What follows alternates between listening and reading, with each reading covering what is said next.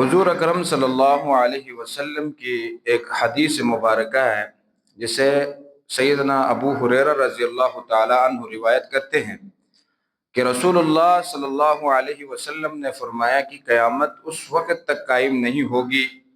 جب تک کہ لوگ ایسے گھر نہ بنائیں جس میں نقش و نگار سے آراستہ ہوں گے، یعنی جس طرح کا کپڑوں میں نقش و نگار بنے ہوئے ہوتے ہیں، اسی طرح قیامت کی نشانیوں میں سے ایک نشانی یہ بھی ہے کہ لوگ گھروں میں نقش و نگار سے گھروں کو تیار کریں گے۔ اس حدیث کا بیان کرنے کا مقصد قیامت کی علامتوں میں سے ایک علامت کو بیان کرنا ہے۔ آپ علیہ الصلوۃ والسلام نے گھروں میں نقش و نگار کو حرام نہیں قرار دیا، نہ اس کو ناجائز قرار دے دیا، بلکہ آپ صلی اللہ علیہ وسلم نے گھروں میں جو نقش و نگار بنائے جاتے ہیں اس کے اوپر مال خرچ کرتے ہیں،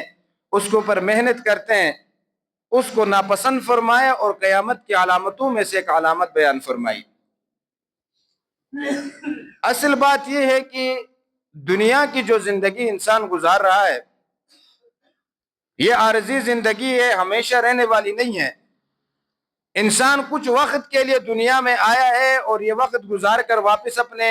مقصد کی طرف چلا جائے گا، اپنی منزل کی طرف چلا جائے گا۔ تو دنیا کی جو زندگی ہے یہ انسان آخرت کی بہبودی اور آخرت کی بہتری کے لیے اس دنیا کے اندر کام کرے، اس دنیا کو آخرت کی کھیتی بنائے۔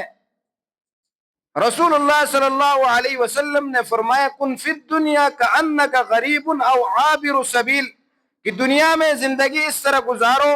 کہ جیسے آپ اجنبی ہیں، آپ مسافر ہیں، اجنبیوں کی طرح آپ دنیا میں زندگی گزاریں۔ جیسے مسافر جب سفر پر نکل جاتا ہے تو اس کا توجہ، اس کی ساری توجہ اپنے مقصد کی طرف ہوتی ہے، منزل پر بیٹھ کر سارے مال و جائیداد خرچ نہیں کرتے۔ تو انسان کا دنیا میں آنا یہ ایک مسافر خانہ ہے، عارضی طور پر انسان دنیا میں آیا ہے، اس کو واپس اپنے مقصد کی طرف لوٹنا ہے، تو انسان کو یہاں دنیا میں دل نہیں لگانا چاہے۔ دوسری حدیث میں آپ صلی اللہ علیہ وسلم نے فرمایا کہ تم دنیا کے لیے اتنا ہی کام کرو جتنا آپ نے دنیا میں رہنا ہے، اور آخرت کے لیے اتنا ہی کام کرو جتنا آپ نے آخرت میں رہنا ہے۔ تو دنیا کی جو زندگی ہے، مومن کی یہ شان ہے کہ مومن دنیا کی زندگی کو عارضی زندگی سمجھتا ہے اور آخرت کی زندگی کو ابدی زندگی سمجھتا ہے۔ تو یہ جو دنیا کی زندگی عارضی زندگی ہے اس کو استعمال کرتا ہے ابدی زندگی کے لیے، اس کو کھیتی بناتا ہے ابدی زندگی کے لیے۔ اور انسان اور مومن کی ابدی زندگی کون سی؟ وہ آخرت کی زندگی ہے۔ اس لیے رسول اللہ صلی اللہ علیہ وسلم نے جو عالی شان گھر بنا کر خوبصورت نقش و نگار بناتی اس کو ناپسند فرمایا اور قیامت کی علامات میں سے ایک علامت بیان فرمائی۔ ایک موقع پر رسول اللہ صلی اللہ علیہ وسلم راستے سے گزر رہے تھے، ایک صحابی رسول ہے، وہ اپنے گھر کی مرمت فرما رہے ہیں، اور گھر بھی کوئی آرسیسی گھر نہیں ہے، کوئی عالی شان گھر نہیں ہے، بلکہ جھونپڑی سی بنی ہوئی ہے، اس کی مرمت کر رہے ہیں۔ تو آپ صلی اللہ علیہ وسلم گزرتے ہوئے فرمائے کہ الامر اعجل من ذالک، کہ آپ تو ادھر مرمت کے کام میں لگے ہوئے ہیں اور کام اس سے بھی جلدی کا ہے، یعنی آپ مرمت کے کام پہ لگے ہوئے ہو، موت کا کوئی پتہ نہیں، کسی بھی وقت موت آ سکتی ہے۔ آپ صلی اللہ علیہ وسلم نے گھر کی مرمت سے انہیں منع نہیں فرمایا، نہ انہیں یہ کہا کہ آپ یہ جو کام کر رہے ہیں یہ حرام ہے، اس سے بھی منع نہیں فرمایا، بلکہ صحابہ کرام کی توجہ دلائی آخرت کی طرف۔ یہ جو جھونپڑی میں آپ زندگی گزار رہے ہیں یہ عارضی زندگی ہے، اور آپ کا جو محل تیار ہے، آپ کے لیے جو بہترین جگہ تیار ہے وہ آخرت میں تیار ہے۔ صحابہ کرام رضوان اللہ تعالی علیہ مجمعین فرماتے ہیں کہ جب بھی ہم حضور اکرم صلی اللہ علیہ وسلم کی مجلس میں بیٹھتے تھے اور آپ صلی اللہ علیہ وسلم کی بات چیت کو سنتے تھے تو ہمیں ایسے محسوس ہوتا تھا کہ ہماری آنکھوں کے سامنے جنت اور دوزخ کا منظر ہے، اور اس انداز میں رسول اللہ صلی اللہ علیہ وسلم نے ہمارے دل و دماغ پر اس انداز میں محنت کی کہ ہمارے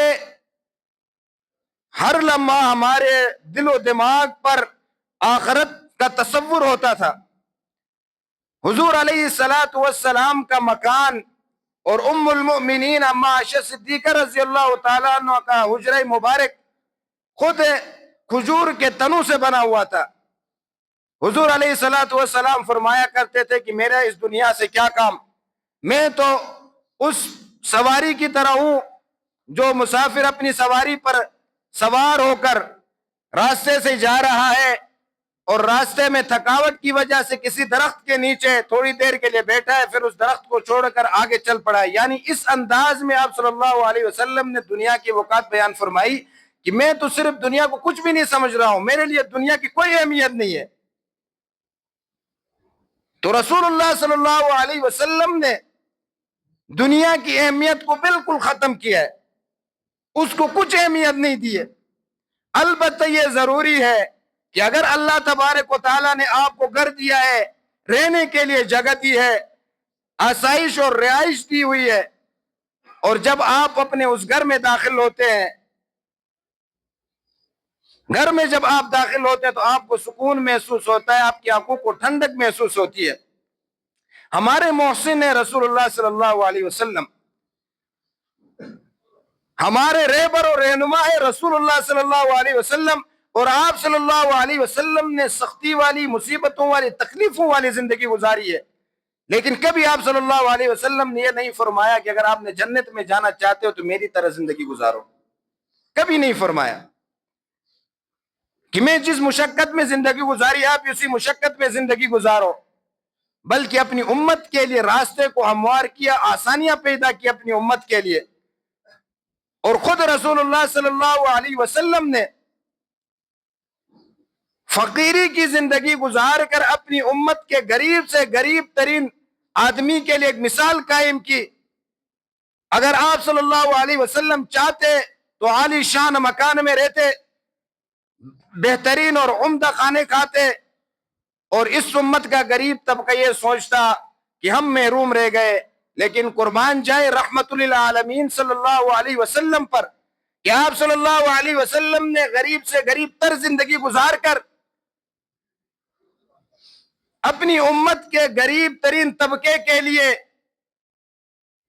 آسانی پیدا کی۔ آج کا غریب یہی کہتے ہوئے سنتے ہو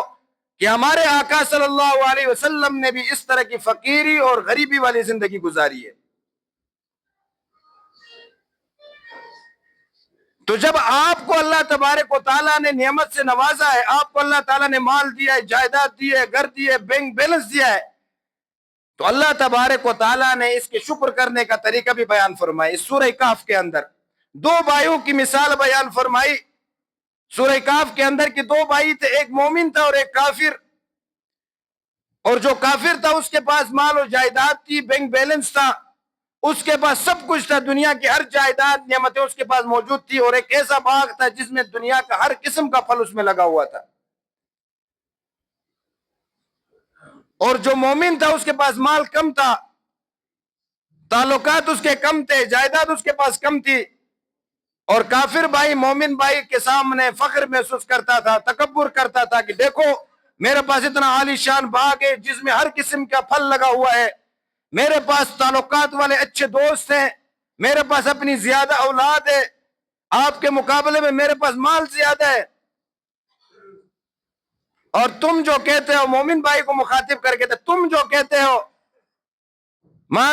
اظن ان تبید هذه ابدا وما اظن الساعه قائمہ، تم جو کہتے ہو کہ یہ جو باغ ہے یہ ایک نہ ایک دن فنا ہو جائے گا، کہ مجھے نہیں لگتا ہے کہ عالی شان باغ، یہ خوبصورت باغ کبھی فنا ہو جائے گا، مجھے نہیں لگتا ہے کہ اس عالی شان دنیا کو کبھی قیامت آ جائے گی اور ختم ہو جائے گی۔ تو مومن بھائی اس کو کہتا تھا مخاطب کر کے، میرے بھائی آپ کا یہ جو عالی شان باغ ہے یہ اللہ جل شانہ کی عطا کرتا ہے، اس میں داخل ہوتے ہوئے فخر نہیں کرو، اس میں داخل ہوتے ہوئے تکبر نہیں کرو، اس میں داخل ہوتے ہوئے اتراؤ نہیں، یہ اللہ تبارک و تعالیٰ کی عطا کرتا ہے، کوئی پتہ نہیں کہ اللہ تبارک و تعالیٰ کب آپ سے یہ دولت کو چھین لے۔ جب آپ اس باغ میں داخل ہو تو یہ کہا کرو ماشاء اللہ لا قوت الا باللہ۔ اللہ تبارک و تعالیٰ نے سورہ کہف کے اندر اس واقعے کو ذکر کر کے تمام انسانوں کے لیے سبق دیا کہ آپ جب اپنی جائیداد میں جاتے ہو، آپ اپنے جب گھر میں داخل ہوتے ہو جہاں آپ کی آنکھوں کو ٹھنڈک محسوس ہوتی ہے، آپ دن میں کام کاج کر کے جب تھکاوٹ آپ کو محسوس ہوتی ہے، رات کو جب گھر جاگتے ہو آپ سکون سے سوتے ہو، آرائش والی زندگی گزارتے ہو، تو جب گھر میں آپ داخل ہوتے ہو تو آپ اس وقت یہ کہا کرو ماشاء اللہ لا قوت الا باللہ۔ اس کا معنی یہی ہے کہ تمام جائیداد، یہ گھر اور بینک بیلنس، یہ تمام آرائش اور سکون والی زندگی اللہ جل شانہ کی عطا کر دے۔ ہماری کوئی طاقت نہیں تھی کہ ہم اتنا بڑا گھر بنا لیتے، اتنی جائیداد کو ہم جمع کرتے، اتنا بینک بیلنس بنا لیتے۔ تو وہ مومن بھائی جو تھا کافر کا، اس کو یہی سمجھاتا رہا کہ بھائی دیکھو آج میرے پاس دنیا میں مال کم ہے،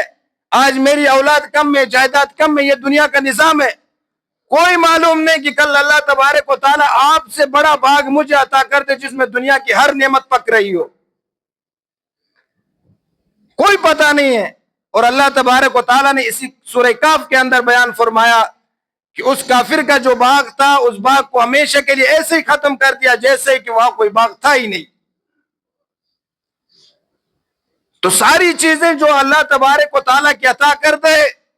انسان کا اس میں کوئی کام نہیں ہے، کوئی اس میں انسان کی طاقت نہیں ہے، یہ تمام نعمتیں اللہ تبارک و تعالیٰ کی عطا کر دے۔ اگر اللہ تبارک و تعالیٰ عطا نہ کر دے تو انسان کے بس میں کچھ بھی نہیں ہے۔ تو دنیا کی جو زندگی ہے یہ عارضی زندگی، اس کو سادہ گزارنی چاہیے۔ رسول اللہ صلی اللہ علیہ وسلم نے بھی سادہ زندگی کو پسند فرمایا ہے۔ چاہتے تو عیش و عشرت والی زندگی گزارتے، اچھا محلات اللہ تبارک و تعالیٰ عطا کر دیتے، لیکن سادہ زندگی کو پسند فرمایا، سادگی کو پسند فرمایا۔ اور جس کو اللہ تبارک و تعالیٰ نے نعمت دی ہے، مال کی نعمت سے نوازا ہے، جائیداد کی نعمت سے نوازا ہے، اس کو اللہ تبارک و تعالیٰ کا زیادہ شکر ادا کرنا چاہے، اور اپنے لباس کے ذریعے ظاہر کریں کہ اللہ تبارک و تعالیٰ نے ہمیں نعمت عطا فرمائی، مال و جائیداد عطا فرمائی ہے۔ تو دنیا کی زندگی عارضی زندگی ہے، ختم ہونے والی زندگی ہے۔ جس کو اللہ تبارک و تعالیٰ نے مال نہیں دیا وہ بھی اللہ کا شکر ادا کرے کہ دنیا میں مال و جائیداد آزمائش ہے، اور جن کو اللہ تبارک و تعالیٰ نے مال و جائیداد دیا وہ اللہ تبارک و تعالیٰ کا شکر ادا کرے اور اس پر اللہ تبارک و تعالیٰ کے راہ میں خرچ کرے۔ تو دنیا کی زندگی جس طرح آپ نے گزارنی ہے گزارے، لیکن ہر چیز کا حساب اللہ تبارک و تعالیٰ نے کے سامنے کل آپ نے دینا ہے۔